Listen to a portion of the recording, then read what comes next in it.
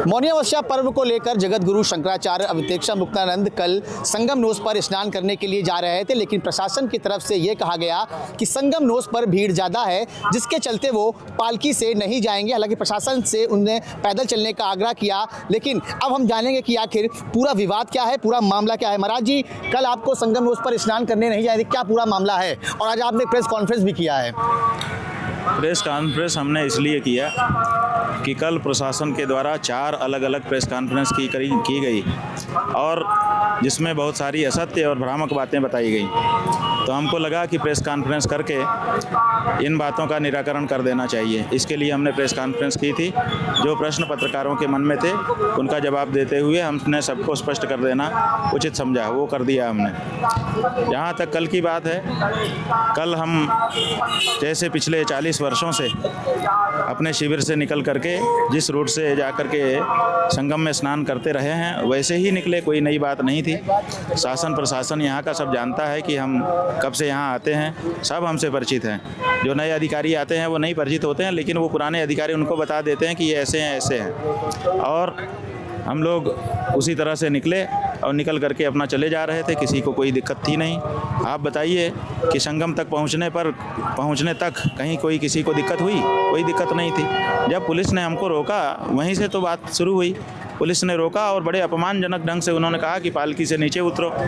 तो हमको लगा कि भाई ये कौन होते हैं और इनको कहाँ से अधिकार हो गया कि शंकराचार्य जी को पालकी से नीचे उतरने का आदेश करें। ये तो हमने कहा भाई आपको ये आदेश देने का अधिकार अभी नहीं मिला है, आप किस आधार पर आदेश कर रहे हो? इसी बात पर उनको बुरा लग गया कि हमसे जबान लड़ाते हो, और फिर उन्होंने भला बुरा कहना शुरू किया और बार बार हमको यही आग्रह करते रहे कि पालकी से नीचे उतरो, पालकी से नीचे उतरो। हमने कहा हम नहीं उतरेंगे। उसके बाद उन्होंने बहुत सारे हथकंडे अपनाए। एक बार तो फिर हमारे साथ जो लोग थे, हमारे परिकर, उन सबको घसीट करके मारते पीटते हुए कैंप में ले गए और अंदर ले जा करके भी बहुत मारा पीटा। हमको पूरी तरह से अकेला कर दिया। उसके बाद सादे ड्रेस में जो पुलिस वाले थे उन्होंने हमारे पालकी को उठा करके किला के क्षेत्र में ले जाके एक सुनसान जगह पर खड़ा कर दिया। वहीं पर आधा घंटा हम खड़े रहे। फिर दूसरे पुलिस वाले आए, उनके कमर में रिवाल्वर लटकी रहती थी, उससे पता चलता था कि ये पुलिस वाले हैं। पूछने पर वो कुछ कहते भी नहीं थे। हम ये कोई कहते थे कहाँ ले जा रहे हैं तो भी नहीं बताते थे। फिर वो दूसरी जगह मेला के एक छोर पर ले गए, वहाँ खड़ा कर दिया। फिर 15-20 मिनट छोड़ के अलग हो गए। फिर तीसरी जगह ले गए, वहाँ से अलग हो गए। फिर चौथी बार यहाँ ले आके खड़ा करके चले गए।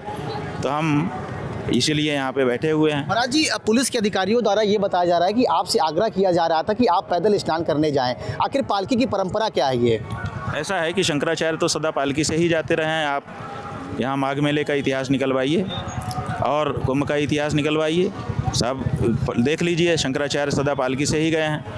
आज भी कोई भी शंकराचार्य जो 4 पीठ के हैं वो पालकी से ही चलने का नियम है। जितना इतिहास कहेंगे। सुप्रीम कोर्ट में केस भी इस मामले में दर्ज हुआ है। एक अनधिकारी व्यक्ति पालकी में बैठ के गया है, श्रृंगेरी के शंकराचार्य जी ने उसको सुप्रीम कोर्ट तक चैलेंज किया है कि ये नहीं बैठ सकता है, हमारा ही अधिकार है। तो हाँ, ये स्थापित है, शंकराचार्य पालकी में बैठ करके ही जाते रहे हैं और उनके शिष्य उनको ढोके ले जाते हैं, अपना आशीर्वाद मांगते हैं। यही परंपरा रही है। तो और हम भी पहली बार नहीं जा रहे थे, हम इससे पहले 2 बार पालकी में जा चुके हैं। उससे पहले हम पैदल ही जाते थे। महाराज जी, पुलिस का एक बयान और आया है। उन्होंने कहा है कि आपके जो अनुयायी हैं उन्होंने पुलिस की बैरिकेडिंग तोड़ी है, उसके बाद आगे बढ़े हैं। उस पर सीसीटीवी उन्होंने जारी किया है एक। ठीक है, सीसीटीवी कितने सेकंड का जारी किया है ये सवाल है।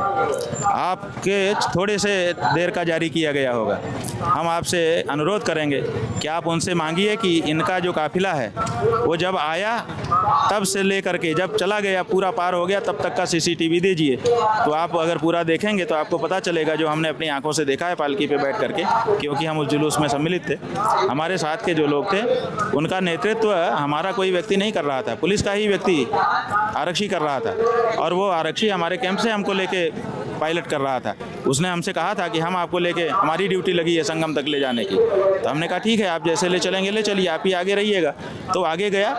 आप देखेंगे सीसीटीवी में कि वो गया बैरिकेड के पास, उसने पुलिस वालों से बात की और पुलिस वालों ने बैरिकेड खोला है। जब हमारे लोग बढ़ने लगे तो चूंकि उनकी चौड़ाई ज़्यादा थी तो इसलिए अगल बगल के कुछ बैरिकेड हो सकता है कि उनके चलने से गिरे हों, उतने मात्र को दिखा करके वो कह रहे हैं कि हमने तोड़ा नहीं है। पुलिस वाला हमारे सबसे आगे था, उसने बातचीत की है, उसके बाद पुलिस वालों ने ही बैरिकेड खोला है, तब हम लोग गए। अच्छा, और अगर हमने वहाँ पर ज्यादती की तो वो जो पुलिस वाला हमारी ड्यूटी में था उसने वहीं पर क्यों हाथ नहीं खड़ा कर दिया कि आपके लोग तो मनमानी कर रहे हैं इसलिए हम आगे लीड नहीं करेंगे। वो कह देता, हमसे शिकायत तो करता, लेकिन उसने ऐसी कोई शिकायत नहीं की, वो तो लेके वहाँ संगम तक गया है।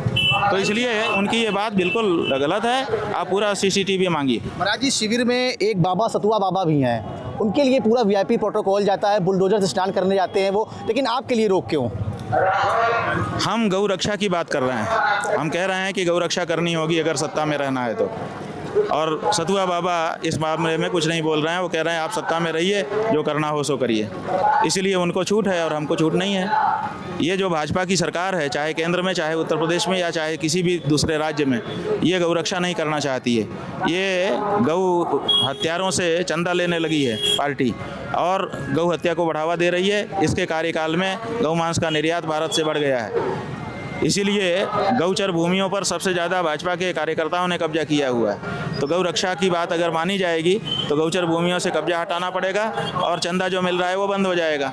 इस भय में ये लोग करना नहीं चाहते हैं। तो जो गौ रक्षा की बात कर रहा है वो इनको खटक रहा है। इसीलिए हमारे साथ ऐसा व्यवहार हो रहा है, उनके साथ वैसा व्यवहार हो रहा है। दोनों वीडियो आपके सामने है। महाराज जी, आने वाला जो स्नान है बसंत पंचमी का है, क्या उस पर भी आप स्नान करने जाएंगे या फिर शिविर के बाहर ही आप बैठेंगे? इस तरह वर्ष में केवल एक ही स्नान करते हैं, बड़ी श्रद्धा से, बड़ी भावना से करते हैं, ये मौनी अमावस्या का स्नान। इसको हम कभी नहीं, आज तक जब से संज्ञान हुआ हमको, हमने कभी नहीं छोड़ा। हम अभी भी नहीं छोड़ना चाहते थे। इसलिए इसके लिए बड़ी भावना रहती है। बाकी कोई स्नान हम करते नहीं हैं, इसलिए कोई ऐसी बात नहीं है। जब हमको अगले मौनी अमावस्या में मौका मिलेगा सादर स्नान का तो करेंगे, और नहीं तो यहाँ तो आ ही गए हैं, पुण्य क्षेत्र में तो आई हैं, ऐसी क्या बात। महाराज जी, अभी आप यहाँ पर कब तक बैठे रहेंगे इस तरह? नहीं, हम तो यहाँ बैठे हुए हैं जब तक हमारा मन है। क्या हमको किसी से अनुमति लेने की ज़रूरत है कि हम माघ मेले में कब तक रहें? हर सनातनी को यहाँ पर जब तक चाहे रहने का अधिकार है, हमको भी है। हम धर्माचार्य भी हैं। हमको कौन कह सकता है कि आप कब तक रहेंगे और कब तक नहीं रहेंगे, हमको बताइए। हम यहाँ पर गौ रक्षा प्रेरणा यात्रा कर रहे हैं। जो शिविर लगे हैं 5000, उनके हर दरवाजे जा कर के गौ रक्षा की शपथ दिला रहे हैं। ये बात प्रदेश की सरकार को अच्छी नहीं लग रही है कि ये सब साधु संतों को अगर शपथ दिला देंगे तो साधु संत शपथ खा करके फिर कहीं ऐसा ना हो कि गौ रक्षा की मांग तेज कर दें। ये उनको दिक्कत है, इसके लिए हमको परेशान किया जा रहा है। लेकिन हम अपनी प्रेरणा यात्रा जारी रखेंगे। रोज़ 10 बजे से 2 बजे तक की हमारी यात्रा हो रही है, कल से फिर शुरू हो जाएगी। तो निश्चित तौर पर ये थे हमारे साथ शंकराचार्य जी, जिन्होंने कहा है कि जब तक उनको अधिकारी यहाँ पर सम्मान से लेने नहीं आएंगे वो इसी तरह शिविर के बाहर बैठेंगे। हालांकि शंकराचार्य जी हैं वो अनशन नहीं कर रहे हैं, लेकिन उनका कहना है कि वो एक ही स्नान करने जाते हैं मौनी अमावस्या के पर्व पर, लेकिन अब जब उनको अधिकारी यहाँ पर पूरे सम्मान के साथ लेने आएंगे तभी वो इस शिविर से स्नान करने के लिए जाएंगे।